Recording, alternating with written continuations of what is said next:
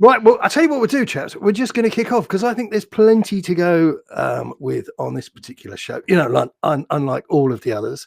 So everybody listening at home, good morning, good afternoon, good evening, and welcome. We're going to be discussing Tottenham Hotspur Football Club, the trials and tribulations thereof. I'm not sure where to start, but I am. Let's talk about the rebrand, the regeneration, the rejig. How do we feel about that? That's been the biggest story in the interlull. I think that's a fair comment to say.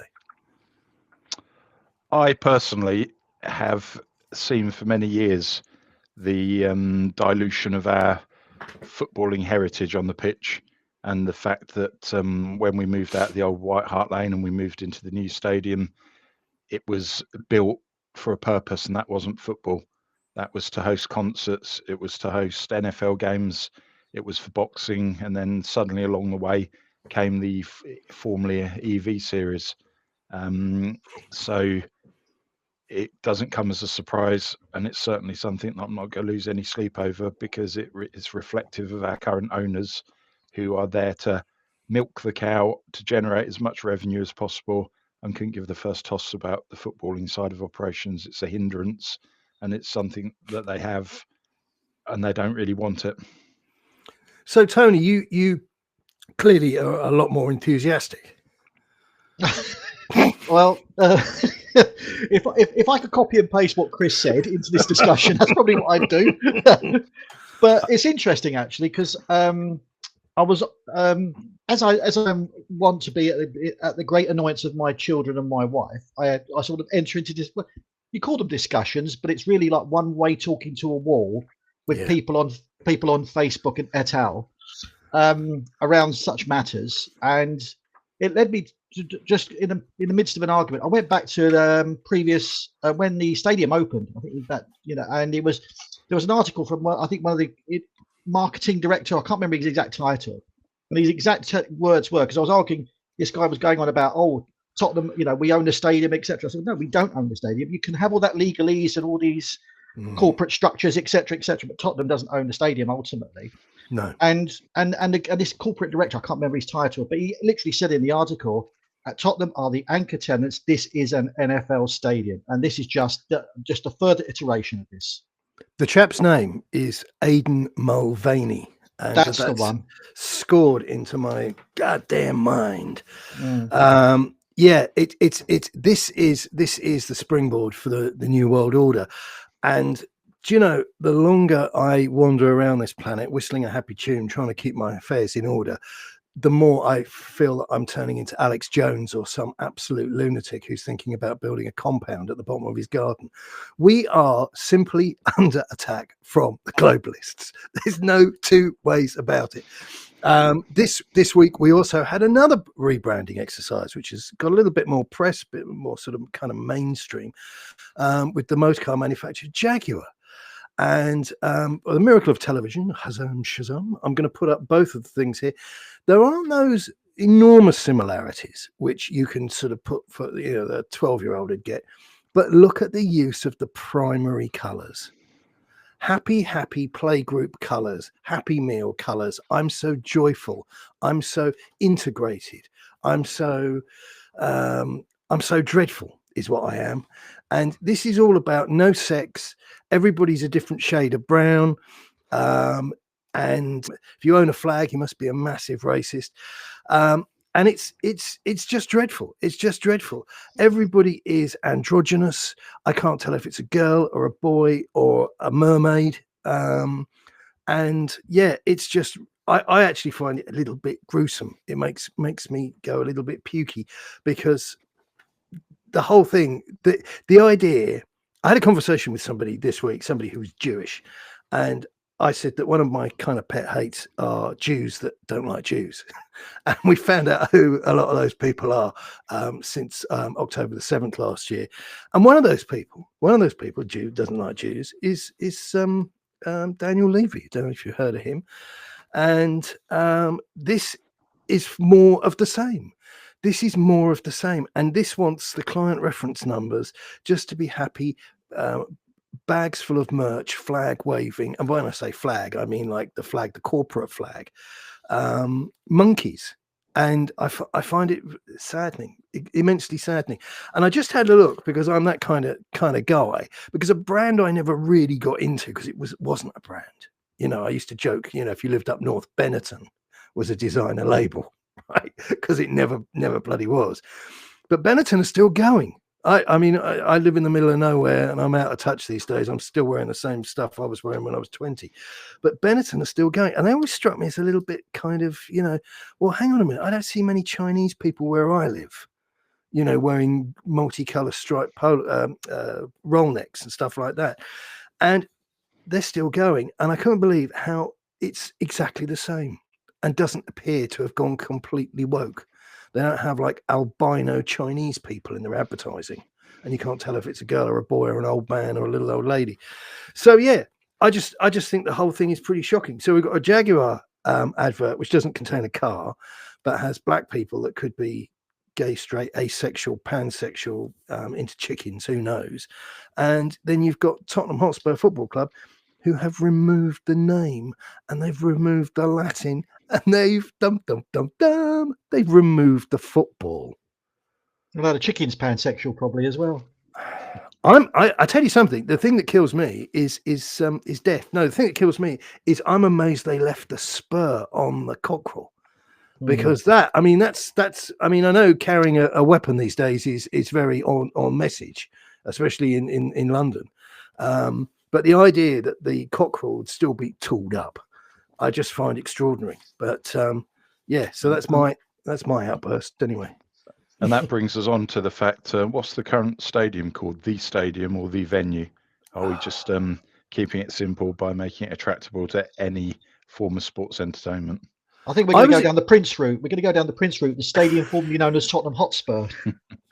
I think what we're looking at is again, what hasn't surprised any of us in the audience is that this has been bungled to death. And that stadium was the idea of that. I mean, not teaching you what you already know, but was always to be very much of a chameleon. This was the core message, that you can come here and one day it's a wedding venue, and the next day you've got Bruce Springsteen playing, or the day after that, whatever, you know, bring and buy sale. But they've taken it to the nth degree, and because all the messaging and blah blah is all so transitional, so it's all digital. You know, there's very, very little stuff that's solidly stuck up there, so it was inevitable that the Spurs logo would be de-footballized, and the name of the football club would be shrunk away into the background. And I think the key thing, if you look on that document they had, was that those animations, those GIFs of the thing where it was turning into a cockerel that was like a inflated balloon, you know, like for a child's party. The cockerel that then became like a sort of Muppet Show character.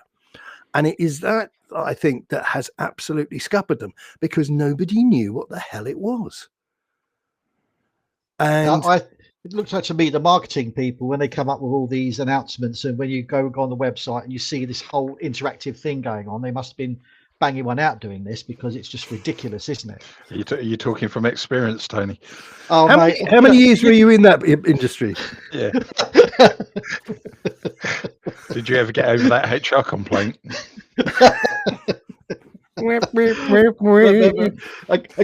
what can I say? It's just so obvious, isn't it? It is literally it looks like someone's just basically thought, oh my god, I can go to town on this. It's like a schoolboy, just like a little kid has been given a massive white wall with a load of crayons and just go nuts. I've got to say though, our social media team, what an absolute fuss. Did you see that thing they put out the other day about Deckyland? And it was Kulusevski at Man City Stadium. You were like, oh my God, what are you doing? We're going to multiple time champions on Saturday, who are on the back of a 4-game run of defeats. Dr. Tottenham see Man City, and we're trying to proclaim that Kulu turns up at the City Stadium and turns it into Deckyland.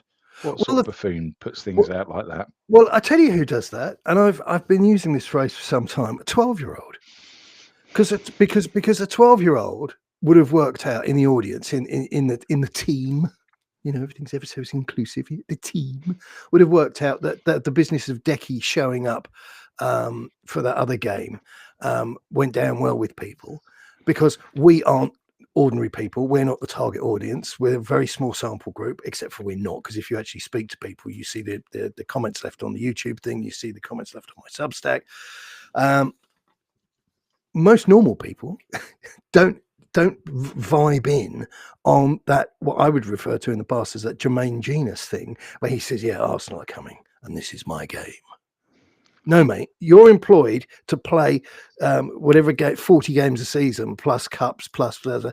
We expect you to be on time and ready for action for each of those games, not just the one that you've cherry picked. But fans, and especially, and I go back to it again and again and again, the dum-dums that this club has bred in a petri dish somewhere, because the fans that are in the stadium these days are very much not the same as they used to be. I don't know. I just don't know. But these people are prepared to applaud everything. And you've got this marketing, which fits in very well, again, with these guys who go to the football and they're holding a beer and going like that to a guy who is busking. I mean, I know I'm a monster. I'm a three-headed monster. I've got, numbers on my head. I'm deranged. Don't listen to me. But this isn't football. And this is globalist branding, is what it is. And I wish I had something to tell you which was less like sort of conspiracy theory or based, but that's what they're up to. That's exactly what they're up to. And this is going back to the business of the Y word consultation and them trying to mask that as everybody being massively anti-Semitic, when in actual fact it's the direct polar opposite of that. And it's that, I mean, the Y word thing, which the club was so vociferous about, they brought the Metropolitan Police in to arrest us, but the Crown Prosecution Service did something useful for once and wouldn't actually pull the trigger and say, yeah, they've crossed the line legally. But under Keir Starmer, I wouldn't hold my breath. But this was fans saying, I don't care what your beliefs or your religious thing is, you're one of us. That's the most inclusive thing I've ever come across in my life. That's like a duck adopting a fox. I mean, that's people who are watching down the road, and you know who we're talking about, the big lads with the short hair and the big coats, and they're taking in the people that are being picked on, who are in a massive minority. But we're told that they're the nasty guys because that's the way they do it. That's the way they sell it to us. That's all to do with it. There's more to it than that, isn't there? Because of they want to look good to their NFL overlords and things of this nature, don't they? Yeah. So that's all it's all about, like the homogenization of the whole. That's the word. The whole name, of Tottenham Hotspur as a club.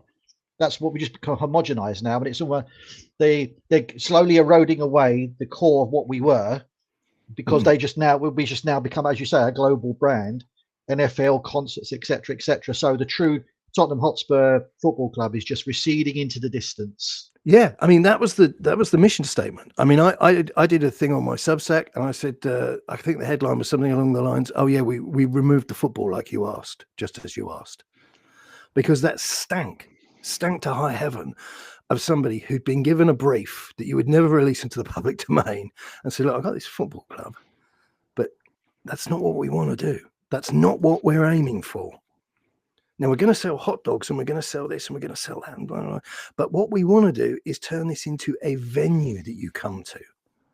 And that's where I think they've really shot themselves in the foot, because there isn't a thing, there isn't an entity there about Tottenham to invest in.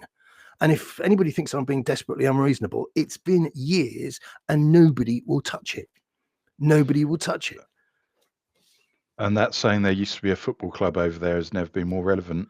And 5 years into our new home, there's still not naming rights associated to the stadium because of our appetite to attract revenue that's never going to be reached.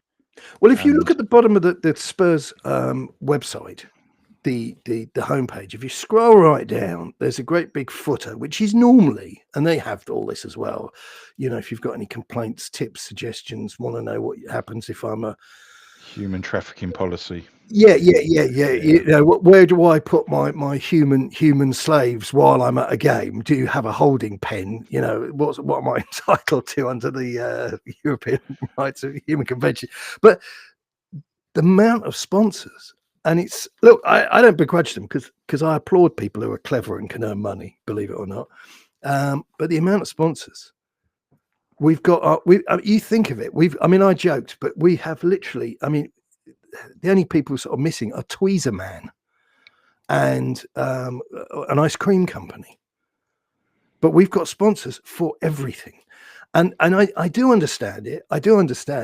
But if the focus was less on that, even the optics, but if the focus was less on that and more on the football.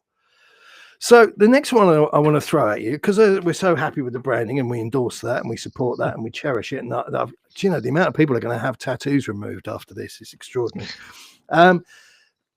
If we're now thinking about the football, boo hiss, let's talk about the alleged coup that didn't happen, and namely Vicario, Udogie, Bentancur, and Romero, who were named as the fiendish four who were grumbling about Ange's methods and means of communication.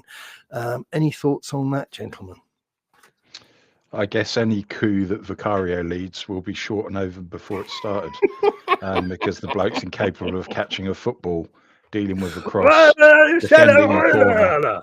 So I think you hear these murmurings all the time, don't you? When a manager is going through a little bit of a sticky situation, you always get a few that aren't happy.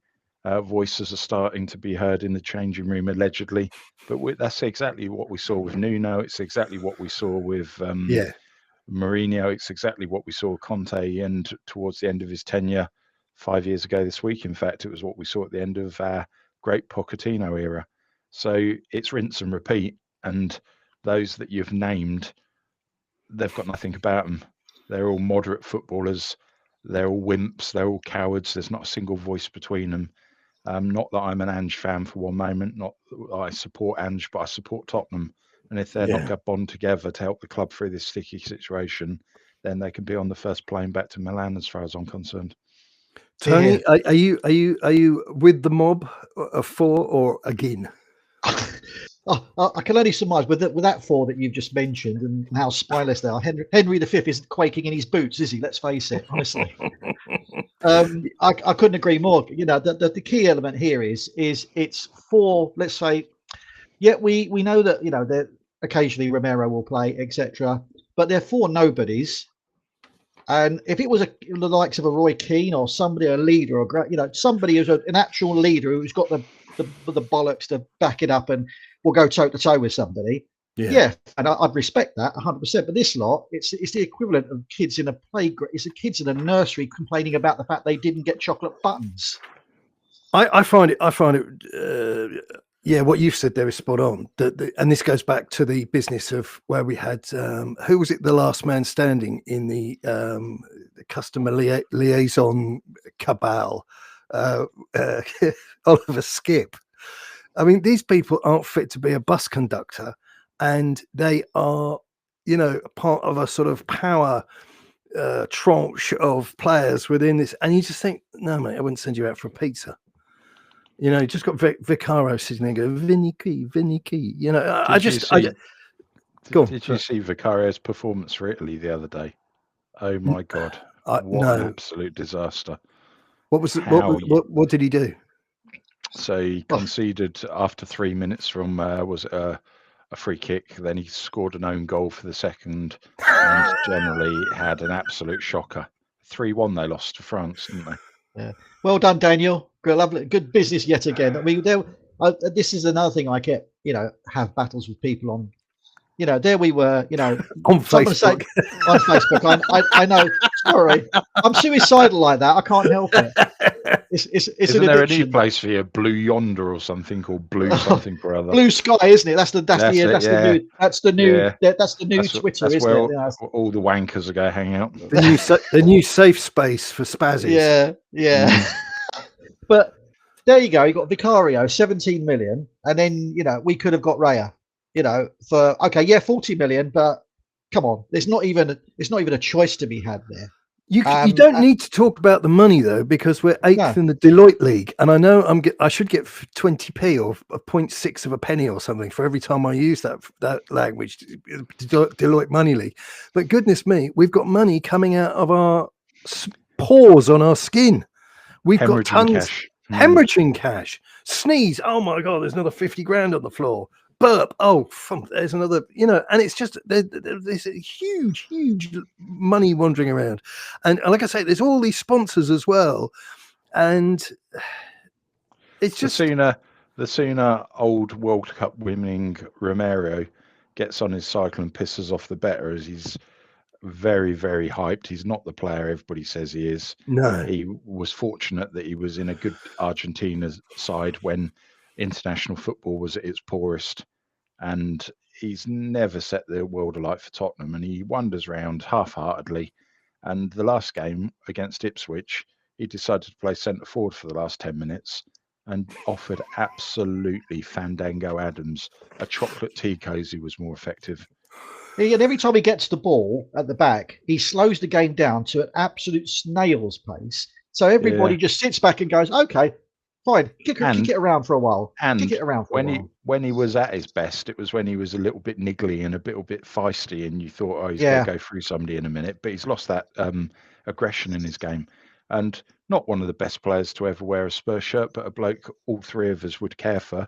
Michael Dawson, when he used to play at the back, he'd get the ball and he'd always be looking to play that long diagonal pass or be looking for options. Romero slows it down so much by looking for, guess what, I'll go backwards to Vicario, who's a clown who doesn't know what to do with it, or I'll play Porro, or I will play my other centre-half pairing, or I'll go to a doggy who's got even more brain farts in him, and we're a disaster at the back.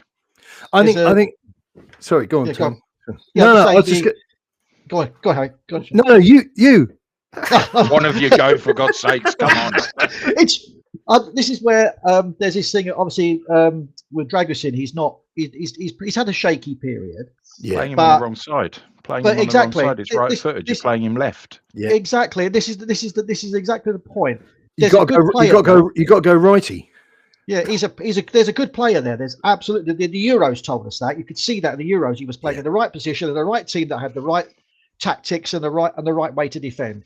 It's the, as you often said, Chris, it's the Archie Gray sort of scenario, isn't it? Stick a defending midfielder as a right back or a left back. Yeah, that'll work. I'd play him centre forward on Saturday just for the sheer hell of it. Yeah, it's just crazy. I'd stick him on the fill the pint glass up from the bottom part of the stadium. I think for me with Romero, there was an edge to him. There was an edge, and I liked his edge. And the same we had with Lo Celso, curiously enough, another Argentinian who didn't mind leaving a little bit of shoe in. But the moment you take away that edge through the fear of a card or whatever, you got pretty not quite mediocre, but not impressive. Nothing standout. Nothing that you want to pull it over and have a look in the boot. It's nothing really there that's getting you kind of G'd up on the edge of your seat. And I totally agree with the time. It's not so much time wasted. I actually think, being very cynical that I can be, is I think he thinks, well, my passing, because his passing accuracy, nobody will be shocked to hear, is off the scale. It's like 98, 99% for every single game. And that's because, as you guys have pointed out, 98, 99% of the time, he makes a hospital pass to somebody on his inside left, be it the goalkeeper or in the centre there. And he brings nothing but trouble with him in that respect. And let's face it, over the years, our dalliance into South American football since Ozzy and Ricardo has been pretty terrible, hasn't it?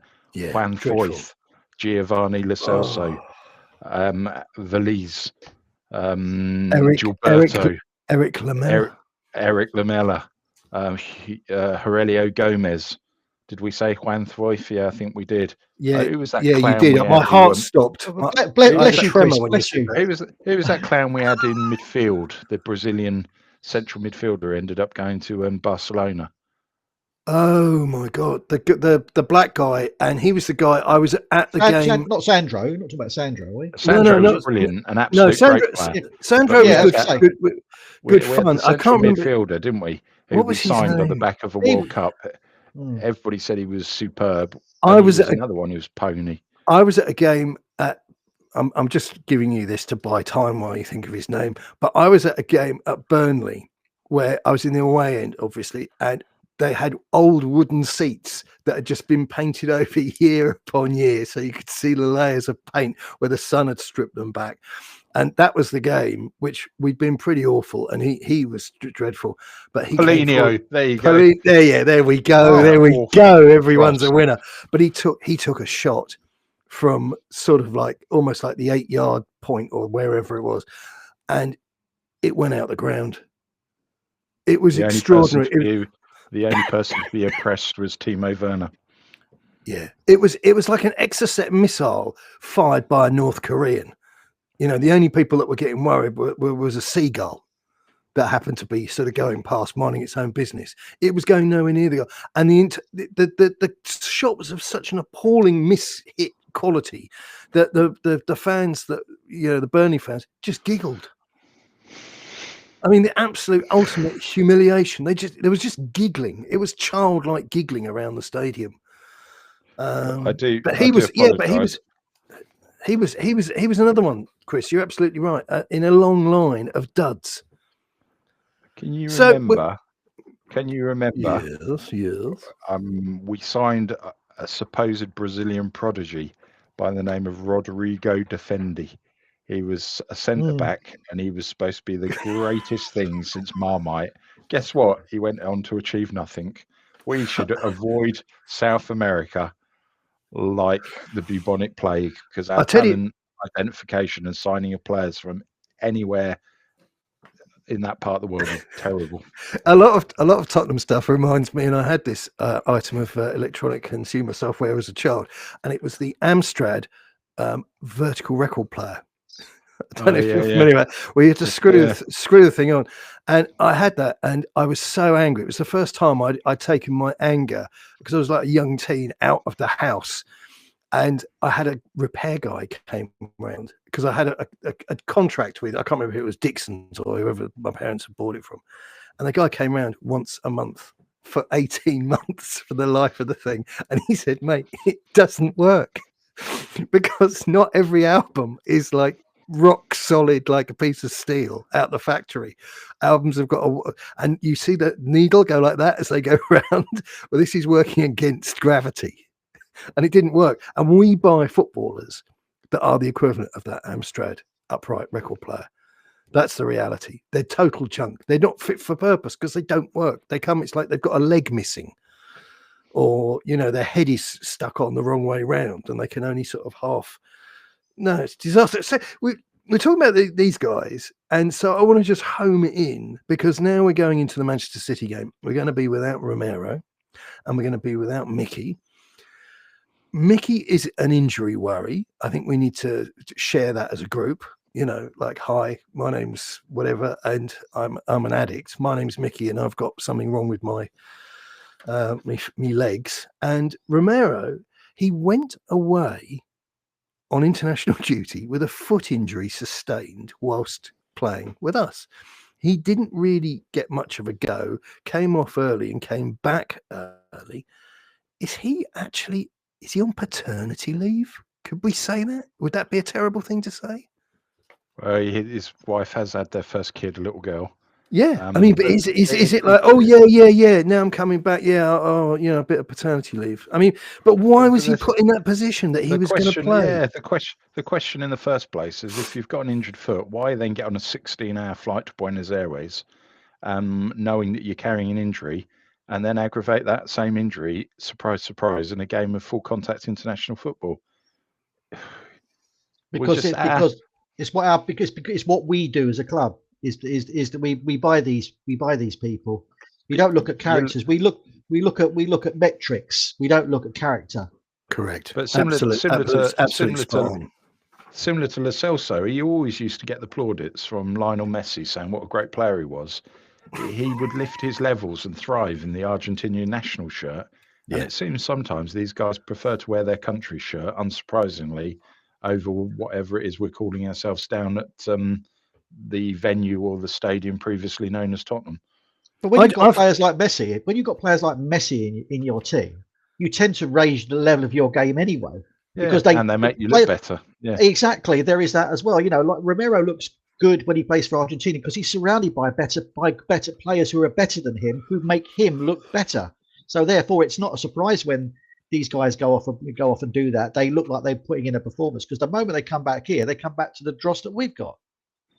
No, it's absolutely shocking. I mean, the thing that I'm going to sort of sellotape onto the coattails of this is that we've now got both Romero and Pedro Porro, not formally, but more certainly linked with moves to Real Madrid, which was a mumble. It was a cough, a splutter, 6 months or a little bit longer ago.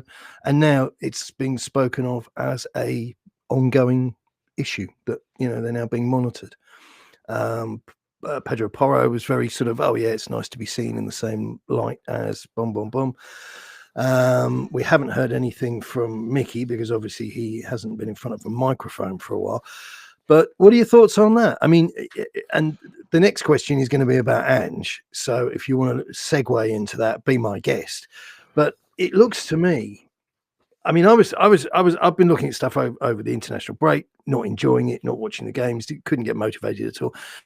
And I read on a forum and somebody saying that every time people start talking negatively about the Spurs boss and Spurs situation with the boss, and it isn't going well, and there's always a little bit of a niggle, as we say there, this fiendish four that came out and said they weren't particularly happy.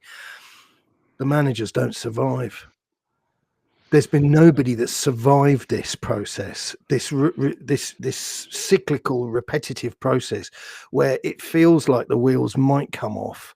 And then the narrative is, yeah, those wheels don't look as steadily affixed as they perhaps might be. And then the wheels do come off. So what are your thoughts on that, kids? Starting with your first point, it wouldn't bother me in the slightest if Porro and Romero go, as I don't think either of them are tremendous defenders. You look at, I want a centre-back who wants to defend, and I want somebody of like a Lewis Dunk mould at Brighton who will put his head in the mixer and he will do what it says on the label. Defend. Put his head in the old Irish tumble dryer. Yeah. Similar to what Steve Bald and Tony Adams back in the day, and Gary Pallister and Bruce were good at defending. Oh, there's shivers going down my spine there. I mean, this won't go down well with the soy boys, but you're naming real men. Yeah, and that's what we lack. Real men, proper some men. Of that, look at the best defenders we've had over recent years: Toby Alderweireld, Jan Vertonghen, Alderweireld, and potentially Dawson, and all of them were big, physical, capable units, but they knew how to defend. And you look at the other side, Porro, he's good at a right wing back, but he's not a defensively strong or capable player. He's a shocking defender. Forward. He's improved. Of note, it has to be said, he has improved, but the point from which he came to improvement was bloody low. And face it, all these years on, we've never, ever, ever replaced Kyle Walker. We've tried, and the closest we probably got was Trippier. But everything we've deployed at right back then since has been very average junk. And it has to be added there as well, with no slant on this, that Trippier was great, but let's not lose sight of the fact that he improved and was worth more when he left us. Yeah, when he's properly coached. Yeah, and again, this is nudging the thing in towards Ange again. I don't see, when we look at the players and the way that they're deployed, I don't see anything about this coach to get excited about. And I think, and this is leaping full on into I think he's out of his depth conversation. But you've got a guy there that we've discussed before. Body language sucks. The instruction to the players suck. Now, Sonny came out and said that the players aren't doing in the game what they've been told to do in coaching. Now, that tells you a lot in itself. That tells you an awful lot, doesn't it? Well, it tells you, for one, like, why aren't you screaming? Why aren't you punching your fists against the wall? Because that's like, hang on a minute. I know you're teaching somebody to pass their driving test, and when they actually go to the test, to actually with the instructor, they back the car into a tree, Frank Spencer styley. Why the on earth aren't they doing everything in the lessons that they've been doing effortlessly for months and months on end? But yet when it comes to the lesson, they lose their minds. What is happening with the coaching at that club? Because I just don't get it. And all the set pieces and it just seems to me there's too many things naturally, no coercion, no narrative, naturally coming back on Ange. And I just don't see any, apart from say, oh yeah, he's great, and I just don't understand it. When you look at the top coaches, and by that I'm talking Guardiola, I'm talking Arteta, and Slot, they're on the pitch Monday to Friday on the training pitch, taking them sessions themselves. We heard previously about Conte, that he wanted to be in charge of absolutely everything. We have a manager, as we are led to believe, who doesn't do any on-field coaching. That's all the job of Matt Wells and you mean all the people whose names we don't know? Matt Wells, Ryan Mason, Miles Jadinak, Rob Birch. Shoot me in the face. Seriously. Oh, that's a veritable rogues gallery of non-achievers, isn't it? Exactly, and there's the point. If it's your team, I forgot Dave, who's been in Belmarsh for the last 6 months. He helps out on Thursdays. You can see on the training pitch what set pieces you've practiced. Like, remember when we used to have Anderton and Sheringham? We played the corner to the near post, and Sheringham was there on the edge of the box to volley it home. We never see any ingenuity. We're lucky if we actually beat the first man with some of our corners at the moment. Maddison terrible when he takes in Kulusevski, and Son even worse. But it's not the murmurings of discontent from the players in the changing room. I'm now starting to see some respected football pundits. Your Glenn Hoddles, who's a Tottenham legend, is an icon, could pass on a 50p piece, and to this day is probably better than some of the players we've got in midfield. But when Redknapp and some of your key pundits start saying there's problems there, he's not worked it out, he's not changing, the more we lose and the longer that continues, the attack becomes unsustainable. Well, I published a thing that earlier today, which is last week when you're watching this or whatever it is, but from Gus Poyet, from our mate Gus Poyet, and his lunatic take on things, and that's the reason I published it. It wasn't like, oh, this is good, I must share this with all my friends. Was the fact that he said, he's going to focus on the cups. This is a man in a lifeboat who realizes no matter how fast he chucks the water out, the water's coming in at a greater rate, and saying, well, he's not gonna focus on his oil painting anymore. Well, it's very noticeable. He's gonna practice his singing. Yeah, it's very noticeable that how they all the punditry. Well, in the first 10 games of last season, they're all going, fantastic, great, Ange ball this, Ange ball that, Robbie Williams, blah, blah, blah, blah, blah. Right, yeah. And that was all fine. And it was a bit of fun for the time, but even so, it was a bit of fun. But ever since then, it's all been worked out. It was a bit of fun. It was a bit of fun. Mate, apart from banging one out, I've got to get some joy somewhere. That takes longer than it once did. Welcome to It's a Bang Out with Uncle Tony. Well, it's like the oldest swinger in town. Takes you all night to do what you used to do all night, Now you have to be careful here. Christopher is beginning to blush. We've got to be very careful. The key is on a call with your dads. Well, can I come in? No, Mum, you can't. It's like mum and dad speaking about how you were created at the dinner table. Very off-putting and very uncomfortable. Let's move on. I was in a supermarket in Germany, and I was probably pre-teen, and a bloke walked past my mum and dad, and he was a devil, this guy. And he turned around, he said, he jumped up to my dad and he said, "How are you?" And it had been it was his best man. And he turned around and pointed at me as if I was nothing and went, "Oh, look, the souvenir from Berlin." and I swear to God, I was pestering them for about a fortnight. before I got an answer, and then I just couldn't take it. Oh, I just couldn't take enough baths and showers. It was like, yeah, Well, swiftly moving on then. yeah. Although I think now that's there for posterity now, so that's it. Unless you edit it, we're here now. So No, that's going out. That's going out. Yeah. I don't care. I really don't care. What was the purpose of your visit? Bang one out. Never mind. Let's move on. The point I was making incredibly clumsily was that it's noticeable how since that time, since obviously the results have started to get worse and worse, and there's been this kind of downward spiral of non-achievement, no focus, no consistency, etc.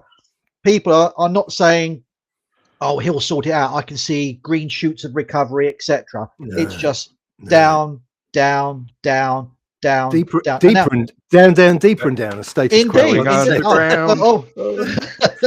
Hello. And it is, isn't it? Woken up. Oh. Yeah.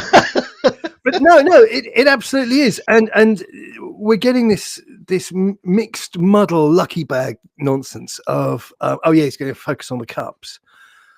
No, I'd like to see, as you said there, Chris, with the business with the corners, Madison's corners, 90% of them are going to the goalkeeper. That's not up for debate.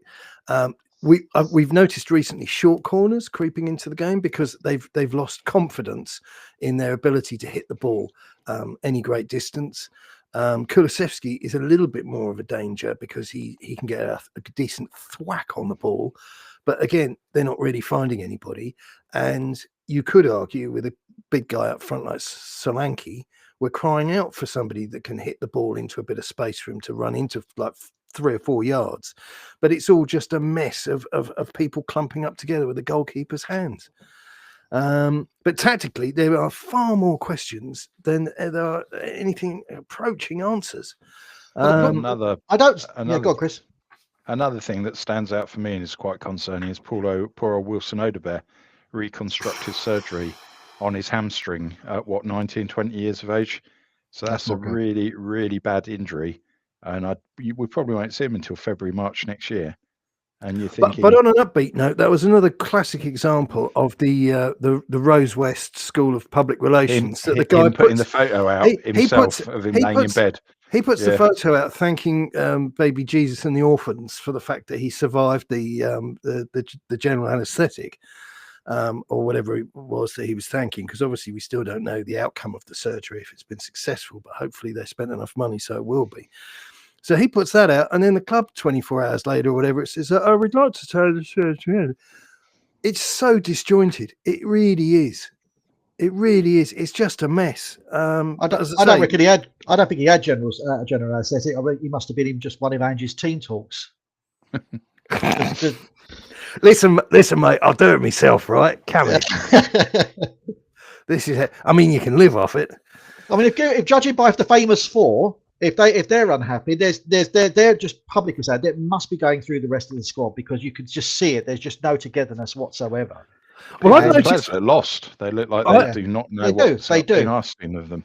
I've noticed because I creep about like a thing in the night, and on various forums and message boards I don't comment on because people would immediately spot it was a hateful me.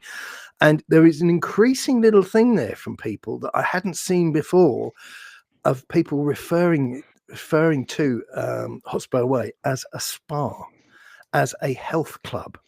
And I think that once you get beyond the, "Oh, it's amazing" mob, and I don't know how big that element of people are, but once you get beyond them, there is a feeling out there of a bit of suspicion towards, is this a place of business?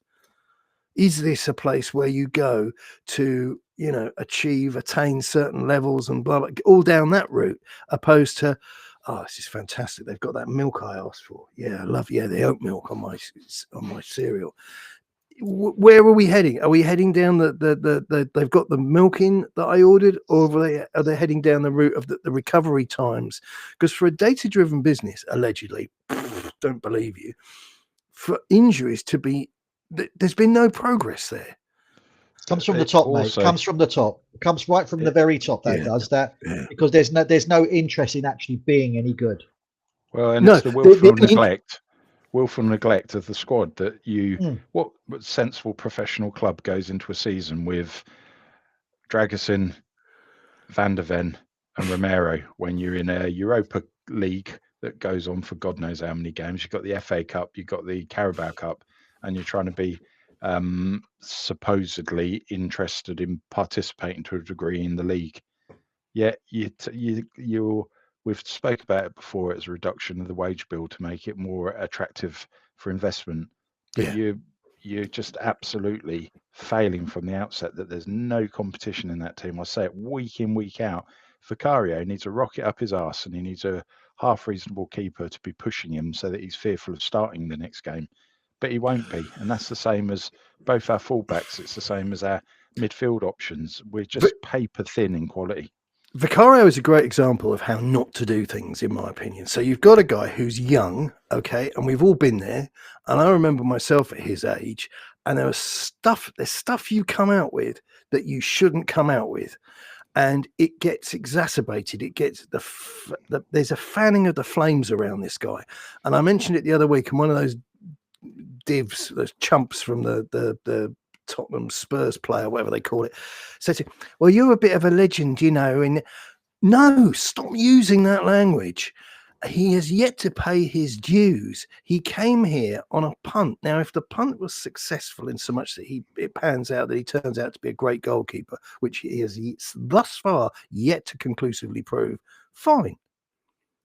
But let us see him earn his corn. And we see him being a little bit of a bully, a little bit vocal, when it is arguably just as much his fault as it is everybody else's. But there's nobody there behind him. Like I say, I can't name the goalkeeping coach. Rob And we Birch. see the same. And we see. I knew you'd know. How many toothpicks are still in the box? That's my boy. Thank you, Raymond. Ray. But the deal with this guy is that he's the leash is too long on him, and this is a guy who doesn't own his 6-yard box, yet he's de facto numero uno, and that really annoys me. It really annoys me because you've got a guy who's calling the shots, who's captaining the team. I mean, that's the one benefit. He's not Hugo because he is actually vocal. Yes, I like that, but I don't like it from somebody who is only having to shave a couple of times a week. If I'm going to be totally honest with you, I don't sense that maturity there with him. But you go to the opposite end of the field, and if we take out Solanke, what wanky options have we got up front? We've got Son past his best on his way out. We've got Richarlison splintering his thumb. He's out for 16 months. And then we've got who else have we got from a forward perspective? Richarlison is an embarrassment to depression. Oh, Will Lancashire, the saviour. Yeah, Will the Card Lancashire. Yeah, thanks very much. Right, so we've established that we hate the club, we hate the current team, the manager's on suicide watch, and Tony enjoys wanking. And Tony has a hobby that dare not speak its name. Just spoke which he's aggressively proud of. So looking at Manchester City, can we veer into the realm of talk about the football? What do we think we're going to happen? I have to say, this is interesting for me because I'm very boring and I always look at the bookies. You never walk past one that's closed. City are overwhelming favourites. Now, I know there's bogey team talk going on here, but they are massive short favourites for this. Considering they're having a bit of a wobble, Pep Guardiola said earlier, yes, Spurs won't be easy, but we've got to beat them. What do you reckon? Because I'm confident in a City win, I have to say. I'm not seeing anything else. It's that scenario, isn't it? You've got a club, you've got an Ipswich who haven't won a game, you've got a Crystal Palace who haven't won a game, you've got Man City who haven't won 4 games, Dr. Tottenham are in town. That's the thing, isn't it? Anything you need to get your confidence up, we're at your service. Yeah, Dr. Tottenham and his snake oil. Got a blemish on your carpet, something, your wrist is a bit sore, have a few drops of this, fresh from N17, and there we go. Removes embarrassing marks, fixes pens that have rusted up. That's where we are. I think you're right. I hadn't thought of it like that. You're absolutely right. Chris, what do you think? I think the biggest fear is who's Haaland going to be playing against, as if it's the Ben Davis and Dragusin Ben combination Davis, in the the middle. Ben Davis Memorial Trio. Or are we going to be imaginative and deploy, what's that lad, Archie Gray at centre-back? How about that? But do you know, I was talking to somebody the other day about him, and that depresses the hell out of me.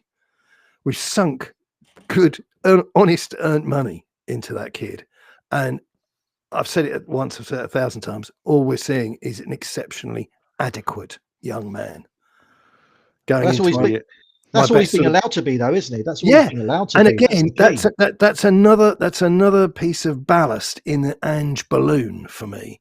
That you've got this guy that, look, we know the truth. This is a spreadsheet buy. If you disagree with me, make a coherent point in the comments section, or you will amusingly vanish and lose the opportunity to contribute further. But this is a spreadsheet buy, and because of the way he's being managed, all I see is an incredibly competent guy. And 40 million, I don't want competent. It's like if you go out and buy a shirt, everybody's selling shirts for 25, 30 quid. If you go out and spend 150 quid or 250 quid on a shirt, I want something that's singing. I want something that when I walk into the room, I feel fantastic. And he doesn't feel, to me, doesn't look anything like a 200 quid shirt. He looks If like you're a 25 paying quid 40 shirt. grand, if you're paying 40 million for somebody, he should be playing every single ruddy Yeah, week. 100%. End of story. That is all. In the position that he was purchased for central midfield. Absolutely. Central midfield, Absolutely. yeah. And we brought him up from Leeds, as everybody knows. But the feeling about him, if you look at him, right, you remove the money, you remove the name off the back of the shirt, you remove all of those things. And if you played the tape to somebody, your average Tottenham fan, and said, "What do you think of this kid?" they'd say, "Probably loan him out."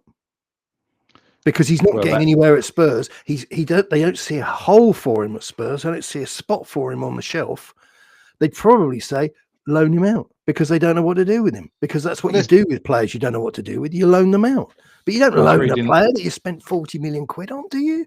I was reading this week that agreement we've entered into with Waterlooville or something, Waterloo in Belgium, where Alfie Devine and Vuskovic are currently playing. Yeah. Well, the suggestion is that shocker, Lucas Bergval's lined up for a season-long loan next season. So that bloke, we were told, was a generational talent. He was the best thing since Kentucky Fried Chicken. Has got no game time, and the games he has played, i.e. Galatasaray, he's a young kid who's got to grow and develop and mature. And this isn't a criticism, because he is a kid and we hope they all come good, but he was just out of his depth. He was a boy in a man's game. It's also, though, but it's also, you look at, but who's the man who's responsible for their development? That's the key, isn't it? It's Ange. Ultimately, he's the manager. He makes the decisions. He decides who plays what and goes where. But it seems like all the players that have been brought in have either been not good not so much not good enough, but not ready. They're not oven, the old Boris oven ready deal and all this sort of stuff. It's that, or they're being farmed out all over the place. Well, what's the point of bringing them in then if you're not even going to play them on, farm them out? Well, can you remember pre-season just gone? We had Jamie Donnelly, who had been exceptional for the under-21s when we won the league last season. And on the pre-season tour of Australia, when we played Newcastle, I think, he was playing him left back. You had a bloke who was number 10. He was scoring goals from midfield on a regular basis, had so much creative ability. We were playing him left back. It just made no sense at all. Now that poor lad's struggling for game time at Leyton Orient. But I've got an eye for versatility, mate. I can I can walk into a room, mate, and I can spot versatility. So going back to your original question that you posed to me, both of you, we are coming up against a hungrier, a more committed, a more energized and a more focused team with better quality than us. They'll want it more, and I think they will romp home with a 4-1 win. Yeah, I cannot oppose a Manchester City victory. It's as simple as that. And I don't think it's stretching things, because we've then got obviously Rome, Fulham, Bournemouth, Chelsea. Anybody who doesn't understand how well Chelsea are doing is in for a shock. Bournemouth are awkward. Fulham are always awkward if you're Tottenham. Well, but Fulham are above us. Yeah, so let's again.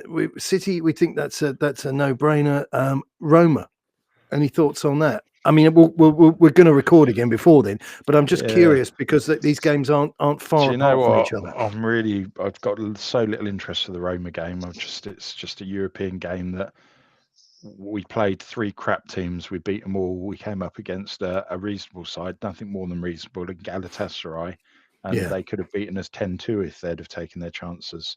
So depending on who the coach is for Roma, but we've really got to get ourselves kicking on in the league. So we're not going to win that Europa League, but we don't want to finish 13th, 14th, 15th because that becomes an embarrassment. I'm focusing on the cups, mate. I just don't see. The problem is that Ange peaked in the first 10 games of his last season, and after that, it's basically it's almost by happenstance. It kind of worked. Everybody's worked him out. He's got no idea what to do next, and he just keeps. It's the definition of insanity. He's repeating the same thing over and over again, expecting a different result. But what you're describing there as well. Let's for anybody joining us late on the brain game, is what you're describing there. We've all seen, and it's not because we're cynical and old and horrible and blah blah blah. It's new manager bounce, and new managers, even terrible managers, get a new manager bounce of some description, because that's part of the job. So that's why when you get a new coach who does well, it's only a fool who goes, yes, we're saved, because you need to see how they're going to be in 3 or 6 months' time. And there's no indication that this guy has got anything else in his locker, for want of a more hackneyed phrase. They keep on coming up with this nonsense about, it's a project we've got to give him time. He's 18 months in, he's 60 next year. What are we going to do? Wait until he's 70 and then say, actually, the time's passed him by, we think he should retire? You're being very cynical. Sorry, go on, H. I'm just trying to interrupt you. No, I was just going to say that I think you're being very cynical there, because there's a massive opportunity with neither of you two half-wits, you nasty anti-Spurs lunatics. The sponsor's name I don't see at the bottom of the webpage is Saga, and this is up Daniel's sleeve, near his elbow. Tony, go on. Yeah, that's no. It was looking at a graphic the other day. There was about this. Oh, because that what triggered it was when you saying project, Chris. Honestly, if I hear the word project again at Spurs, I might likely throw something at somebody. You know, it's just ridiculous. And bear in mind what you've been doing recently. It could be something horrible that lands on them. It reminds me of the scene out of Silence of the Lambs. Yeah. That's the sort of thing Miggs would say. You watch the latest project. You watch that Ruben Amorim go into Man United, starting with Ipswich on Sunday. Yeah. And you watch him lift them and get a tune out of them. And I wouldn't be surprised if Porro ended up going over to Manchester United, because he found his form and he found his under Amorim, who played him as right wing back. This justification for keeping Ange, amongst a lot of people, is down to the fact, well, we're only 18 months into a long-term project. If we sack Ange now, we've got all these players are under the age of 22. We're building a squad, and all this sort of nonsense. Yeah, where have I heard all that before? Oh, every single time. Well, that's the thing. I mean, what you've described there, and this is what you hear. For example, I would say the most conservative forum going is Spurs Community. I would say it's even more conservative than Coy's, which is very small. Nobody really uses, but certainly Spurs. And it's, but we can't throw it away, because we need to get behind the manager and we need to build this team and see through the process and see through the thing. And I'm thinking to yourself, first of all, if I was going to do that, I'd want to do it with somebody who had, and I hate to say it because I'm that guy, a CV, which this guy clearly, demonstrably does not have. And then any manager, the next guy that comes in, let's be honest about this, the next guy, because this isn't going to be the last Spurs manager, the next guy that comes in is going to be picking up the pieces of having to deal with kids and people who are aging. That's how it works in any football club. And when Ange was talking to us about the business of, you want to get through a process, he may as well have been speaking in Chinese, because these people, the press especially, don't pick up on it, don't understand it, because they're not football people. He's saying, you've got players between the age of this to that, and then you get to the end of that sort of segment in the development and all the rest of it, and then you have to sort of start again. What we have at the moment is leftover. It's bits. It's like going into somebody else's house and having to prepare a meal based upon what they've got in their cupboards. It is very unlikely, unless they've just come back from the supermarket and your tastes combine, that you're going to be able to put together steak and chips and 2 veg. Very unlikely. You're going to be mucking about in the back of the cupboard, seeing if stuff's still inside its sell-by date. And that's what Spurs is. It's somebody else's kitchen. But if you continually doing the things that don't work, you talk about processes and what have you. If you think about any walk of life, whether you're at work, whether you're walking down the street or what have you, if you keep walking into a lamppost, guess what? You're going to get the same result every single time. You avoid the lamppost. Well, I know it's a bit crude, but it's true. Well, no, because Spurs are sponge. What's his name?